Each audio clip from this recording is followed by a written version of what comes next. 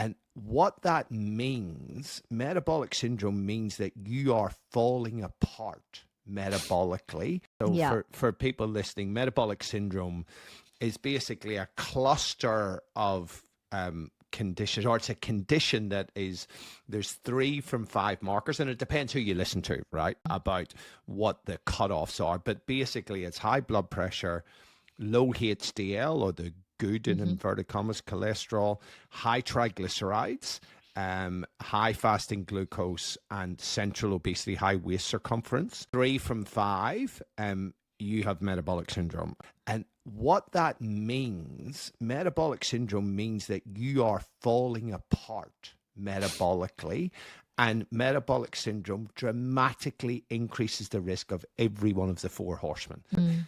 I tell you what, if you have got metabolic syndrome, you need to sort your shit. This is the most important thing for Yeah. you to sort out. The great news is with metabolic dysfunction or insulin resistance, the beginnings of your body, it's basically what you've just described there is a body that is overfed, a body that is struggling to manage the calories that are coming in. And all of this is happening because the body is trying to manage being in a state of overfed. The great news is there are lots of really simple little tweaks that you can make rather than, oh my gosh, I've got to overhaul my whole diet and change my whole lifestyle. We often say to people, some people think, oh, I need to lose weight to get healthy.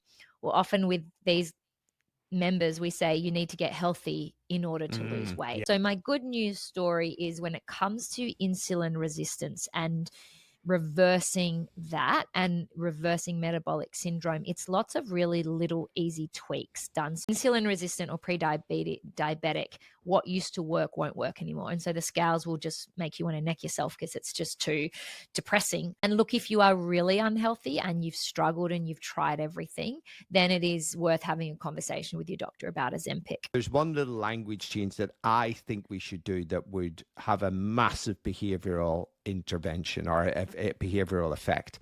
And it's changing type 2 diabetes to carbohydrate intolerance. Forget about type 2 diabetes, you are carbohydrate intolerant. And since bringing that on board and visiting Camp Taylor, she has now lost over 30 kilos in weight and resolved her diabetes, right? Which is just amazing.